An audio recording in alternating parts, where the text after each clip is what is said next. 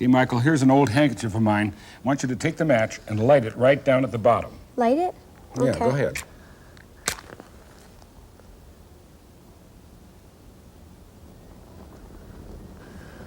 Why isn't it burning? It is burning. Can't you see the flame? Well, the handkerchief isn't burning away. No. I don't want you to try this at home, obviously, right? Well, it's fire, so... Yes, it's fire, and it could be dangerous. But I wanted to do was to illustrate why firemen use water to put out a fire. Here, you want to put the matches down here because we'll light it again. Because over here is the mixture that's on the handkerchief. It's a combination of alcohol and water. They dissolve in one another, so it's one uniform sort of mixture. When you put the match to it, you're lighting the alcohol, and the alcohol burns. But the water doesn't, obviously. Because the alcohol, why didn't the whole thing burn, though? Well, because the handkerchief, in order to burn, has to get to its kindling temperature, high enough to get it to start to burn. The alcohol burns at a much lower temperature. Then secondly, the water that's left behind prevents the handkerchief from getting hot. So it doesn't burn? So it doesn't burn, and that's why firemen put water on a fire, to cool off the fuel so it can't burn. I see. Okay, you got the ready with the match? So I think you'll get the idea now. You've seen them burn alcohol, haven't you, in a restaurant with a chafing dish or something? Well, they're using that same idea, but this time I have it on a handkerchief, and you can see why I call it my fireproof handkerchief. That's neat. Okay.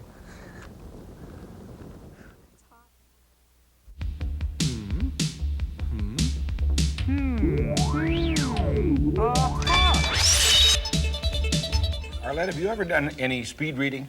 No, but my brother has. What's the idea behind speed reading? We just skim through it quickly and get the main idea. Well, I have a phrase here on the other side of this card. I'm going to hold it up very quickly, and I want you to read it as quickly as you can and tell me what it says. Are you ready? A dog is man's best friend. You sure? Yeah? Okay, I'll do it again. Take another look. A dog is man's best friend. Positive. Yeah, I'm sure. Okay, I'll do it a little more slowly this time. Oh, a dog is man's best friend. You sure now? That's what it said. Okay, take a good close look at it. A dog is man's best friend. Okay, take another look at it. A dog is man's best fiend. Oh. Well, this is what everybody does. When they try to read fast, your eye skims over it and you get only the important words. And I chose a phrase like this because it's a common one, and you know, almost you have to have dog and man, and you could almost get the rest of it. So you jump to conclusions. So the point is, when you're reading fast, that's fine. But if you're trying to read to correct things, like proofreading, then you have to read very slowly. Otherwise, your eye would go right over it and find that missing R when it wasn't there. Yeah. Same thing my teacher says. What? Well, we read our stories, you know, so he gives it to someone else to read because we usually just, you know, yeah, I know what it says. So she said, when you're proofreading it, read very slowly. Yeah. Right. Right. On an Alaskan safari.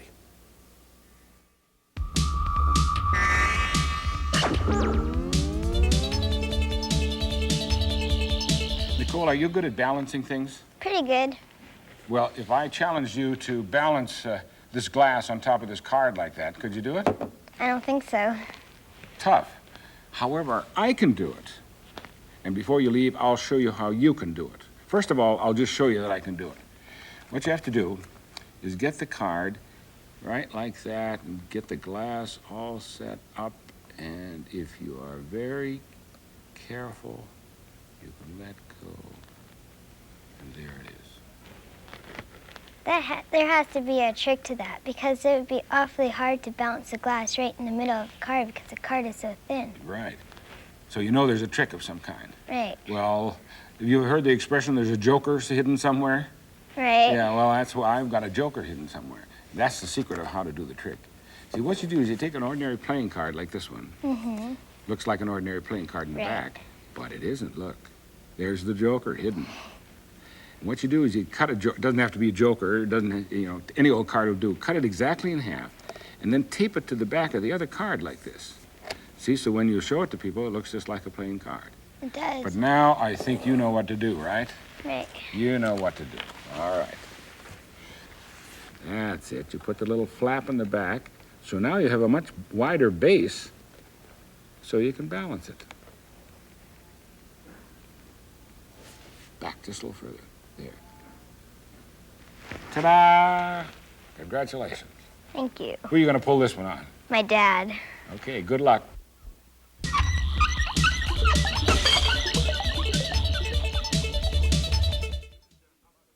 Christian, have you ever used an oven cleaner? No. You've seen your mother, though. Yeah. Yeah, she sprays it on something like this. Yeah. Well, notice we're doing what you're not supposed to do.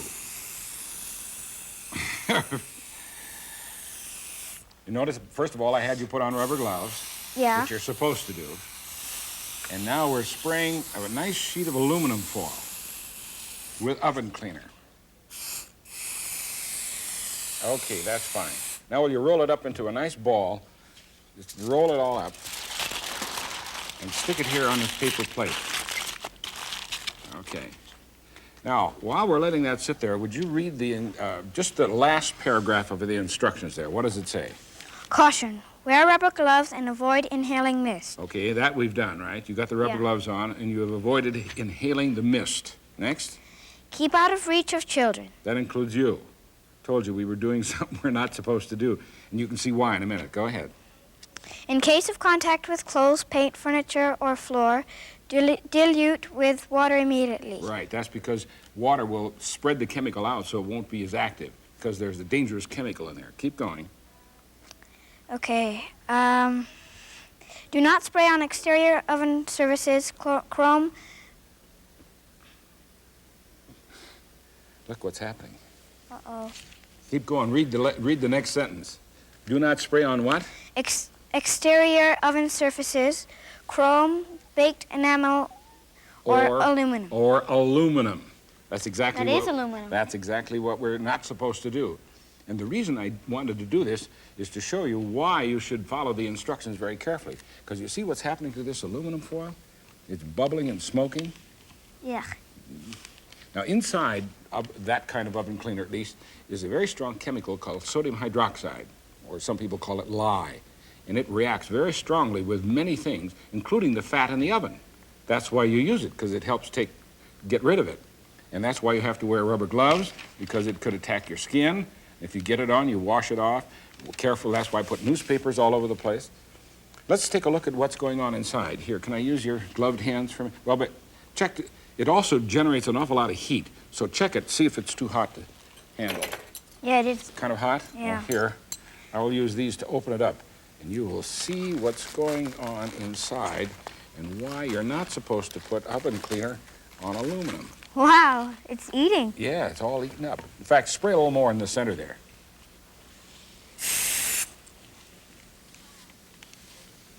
Wow. You see how it bubbles away? There's a very, very strong chemical reaction taking place between the sodium hydroxide and the aluminum. So while oven cleaner is a very handy thing to have around the house because it helps get your oven nice and clean, it's a very, very strong chemical. So you should read and follow the instructions very carefully. Also avoid the mist.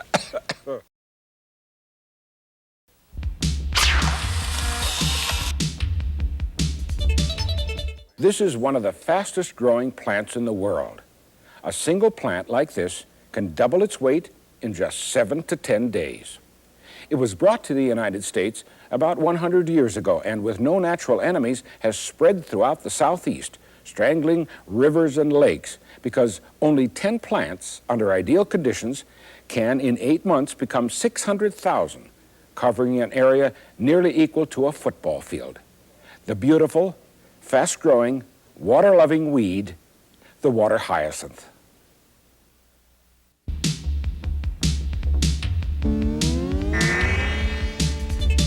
Candace, today we're going to do some experiments on you. We're going to test your ability to identify things by your sense of taste and your sense of smell. Okay. Okay? Now, first of all, I want you to put out your tongue, and I have a little piece of cotton here. I'm going to dry it off, and then I'm going to put some of this little powder right on the end of your tongue, and I want you to sort of pause there and think of, see if you can tell what it is, then swallow, and then I think you'll be able to tell what it is. First of all, stick your tongue out. Oh, whoop, whoop. I left a little piece of thread there. There.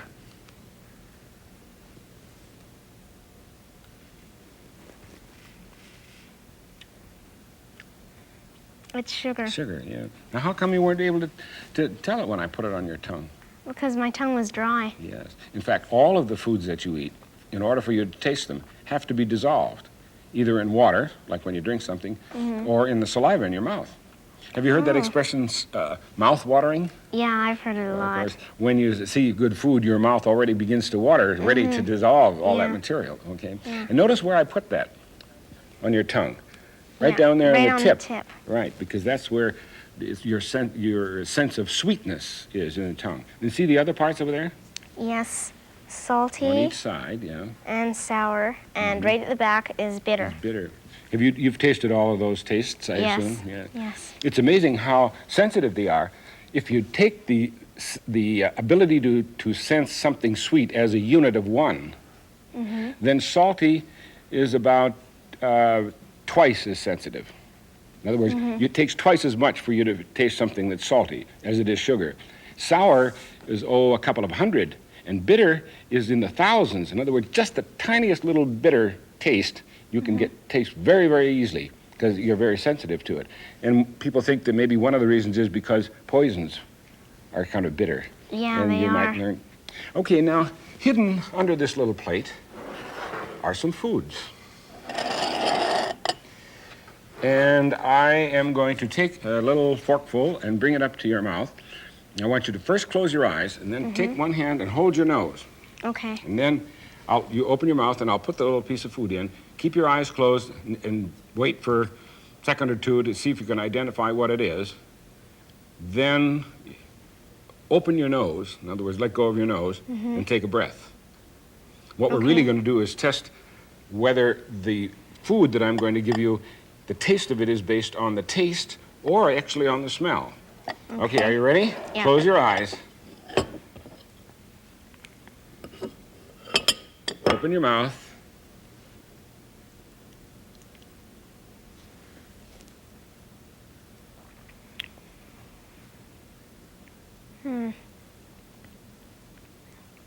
Take a good sniff.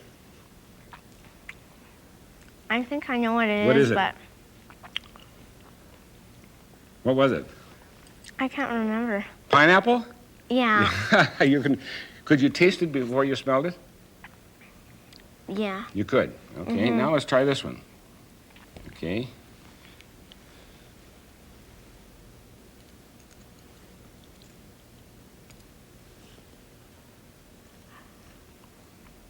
Okay, now let go of your nose. An apple? An apple. Could you taste that one before you smelled it? Yes. You could. Okay. Now let's try some of the tougher ones. Hold your nose good and tight now.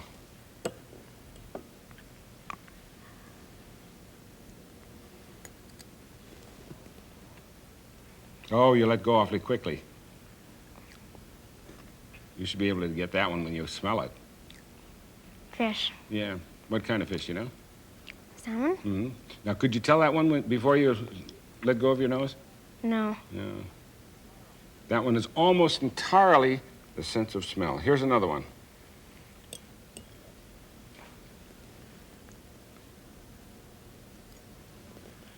Hold it on your nose a little longer now. Don't let go. Oh, I bet you sneaked a little air in there. Now, can you tell? It's chicken.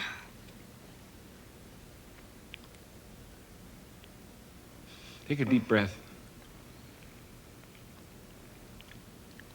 Turkey? Nope.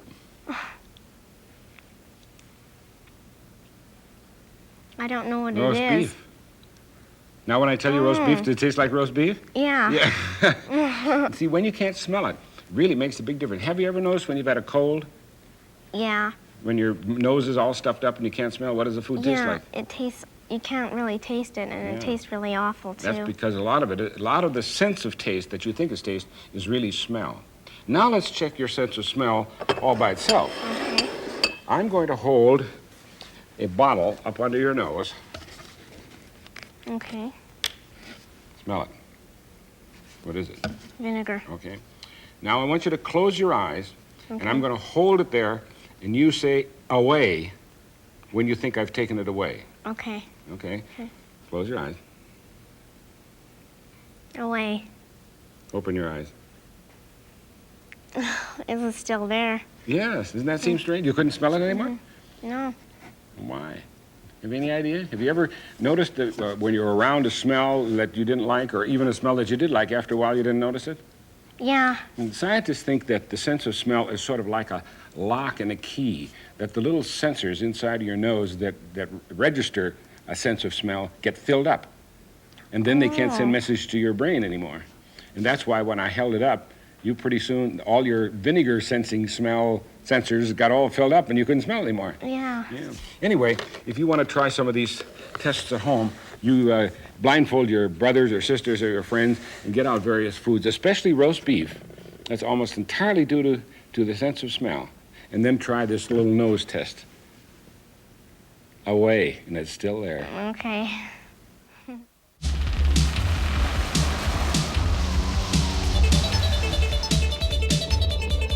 You're a Navy pilot flying over the ocean in the middle of the night. Down there ahead of you is your carrier, and you're coming in for a landing. But you're not in a plane. You're playing a computer game with a serious purpose. You're in a flight simulator at McDonnell Douglas in St. Louis. In the center of the dome is a cockpit that looks exactly like a real one. You get ready for the flight just as you would in an actual airplane. This is what you see as you fly over the ground, but your view is what this camera sees as it moves under your control over a miniature landscape. Those trees are only about half an inch tall.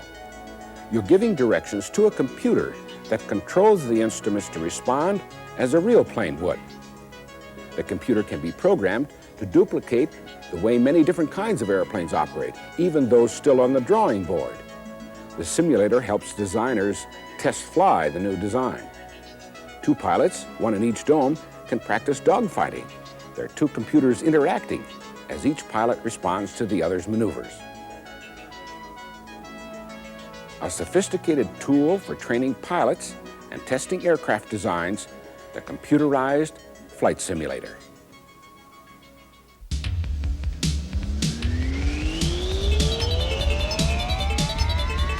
Jennifer, this is probably one of the most famous of all the sort of home science experiments that I've been doing for years and years and years, and it's a lot of fun. You probably would have fun doing this with your dad. I do. So here's a piece of wood. Piece of plywood. Plywood, right. I'm going to put it down here on the table. All right. If I bring my hand down here on this edge that's sticking over, what should happen? It will flip right over. Like that, Right. okay? All I'm now going to add is 2 sheets of newspaper, see? 2. Okay.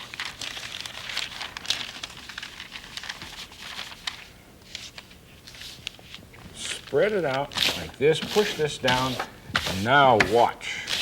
Okay. How come it broke? That seem amazing? Before, it flipped. This time I was able to break it. All I added was 2 sheets of newspaper. Well, Right. here's the explanation. You pay now close attention, because as I said, you're going to do it, and you're going to do it with this bat. Okay. So hang on to the bat. I'm going to do it one more time. This time, here's the same sort of piece of wood, right? And put it over the edge like this. Okay. This time, you don't look over here, which is probably where you looked before. Right. This time, you look right here where the end of the stick is. All right. Okay? Watch. just rose up like about an inch. Yeah, notice it went up like this, didn't it? Mm-hmm, it did. Okay, now what does that mean? Here. It created a vacuum underneath. It what? Created a vacuum. Yes. The minute it starts up like this, because I smooth the paper and there are no holes in it, we create a vacuum under here. What happens then to the air pressure up here? It pushes down. Right. In fact, if you measure the air pressure, it's 14.7 pounds on every square inch. So add up all the square It's a inches that are lot. around here, it'd be a lot. Could be as much as a whole ton. So are you ready? Mm-hmm. Okay. Here, make sure I didn't put any holes in here. Okay. Spread it out. You come around over here. Now, when you come down, try not to hit the table. Try instead to hit that little thing, okay? Okay. All right, go. There you go.